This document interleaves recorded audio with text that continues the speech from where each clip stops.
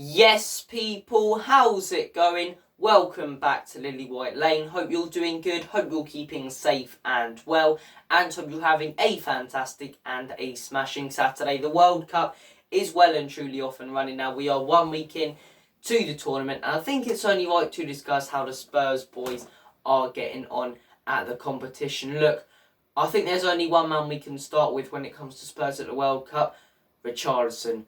Wow. What a performance, what a game for him, and what a goal that second one was for Richarlison against Serbia in the week. What does this game tell us as well? I think this game tells us we've been playing Richarlison out of position. The guy looks so much better as a lone striker, so much better in the middle. You know, he's a brilliant target man, always getting into the right positions, right place at the right time. You know, and getting in the right place at the right time got him that first goal. And that second goal from Richarlison, bloody hell, what a finish. It's a heavy ball in from Vinicius Jr., who I think as well could be player of the tournament, but it's a heavy ball in from him.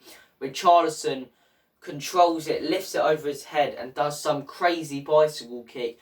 Probably goal of the tournament. Goal of the tournament so far, definitely, but probably will be goal of the tournament unless someone produces something really special, because that was brilliant. That was absolutely brilliant. 2 goals from Richarlison, Brazil's star boy, to get them all 3 points against Serbia. And what's funny is, Arsenal fans in the lead up to this World Cup, Jesus will start for Brazil. You know, they didn't need to call him up for the last international friendlies because they know he's a starter in the squad. Blah blah blah. All the excuses Arsenal fans have been making about Jesus getting into that starting lineup. He's not going to. Just admit it. He's not going to. No matter what your thoughts and opinions are for Richarlison at club level, you have to admit, whether you're an Arsenal fan, a Chelsea fan, or whoever you support, this guy is unreal for his national team. He scored, 11 goals in 8 games or something. The guy bangs them in.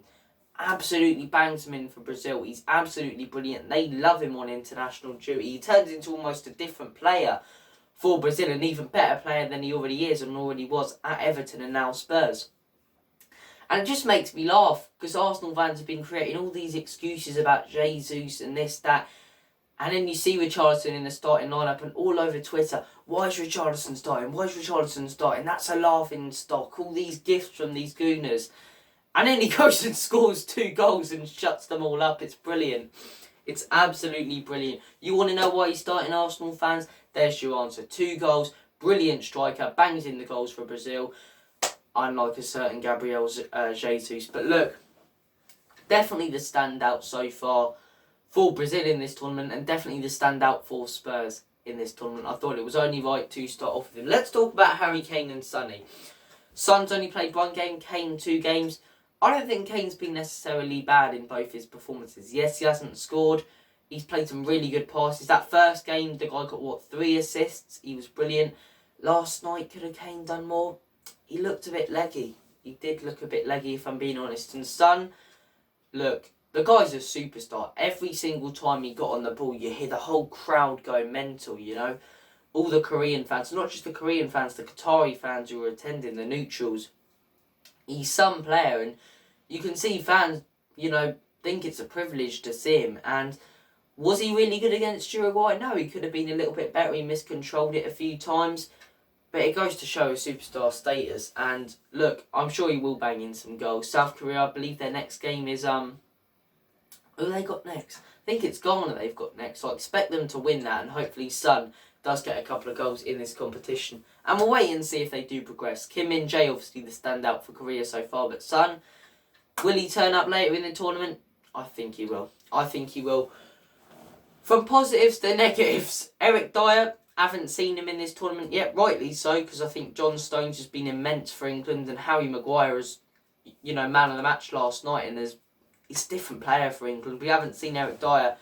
But let's talk about the Welsh lads. Ben Davies, Joe Rodon, just poor. Just really, really poor in both games. Just not making the right blocks. And it was surprising to me. I thought Wales would come to this tournament wanting to make a statement. First tournament in 64 years. And I've seen them twice, and they just look really leggy and slow and sloppy. Bale looks really leggy and low, or slow and sloppy. You know, I've watched him twice against America and against Iran yesterday. Just look really, really poor. Wales, just sort of out of ideas, slow. And I think their true selves, without the momentum of playing at Cardiff, without the momentum of playing on Welsh soil and having to go to Qatar for a major tournament in the heat, I think it's caught up with them. I do think it's caught up with them. I've been really disappointed with Wales. Davies made a few good blocks. Roden made a few good blocks. Both of them haven't been brilliant for Wales, so let's be honest, both of them haven't been brilliant. They're probably the negatives for Spurs so far in this competition. I've been quite disappointed with them. Quite disappointed. Moving on to the midfield too, Højbjerg and Bentancur. How are they getting on? Bentancur, I thought, had a very, very good performance against Korea. And obviously there's that bit of skill, which was quality, that, little rainbow thing he did, that little turn on the ball. That was class. Was he brilliant in that game? No, but he did his job. That's what Bentancur does best. He does his job. He controls that midfield brilliantly. Hence the fact Korea couldn't break them down. Didn't really have any clear-cut chances in that game because Bentancur was so good at controlling that midfield. And Højbjerg, same with him. Was he pulling up any trees in his game for Denmark against Tunisia? Probably not, but he controlled that midfield. He didn't really allow Tunisia to have many or any real brilliant chances apart from being offside, Both midfielders not doing brilliantly but doing their job. Doing their job very, very well. And that's exactly what I expect from Bentancur and Højbjerg. Probably see Bentancur scoring, got to play Ghana, got to play Portugal. The guy's been banging in goals for Spurs recently. Played more as an attacking midfielder rather than a holding or central one. Look forward to seeing what they can do. I'm sure both of them will step it up even more in this tournament.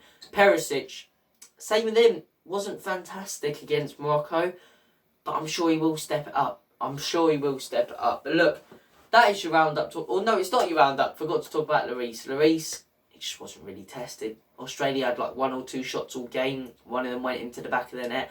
Just done his job, Lloris. He just done his job in that game. But look, that is your lot. That is talking about how the Spurs boys are getting on at the World Cup. Richarlison, obviously the standout for Spurs. And look, a lot of questions coming into this World Cup. Will we get tournament fever? Will we get World Cup fever?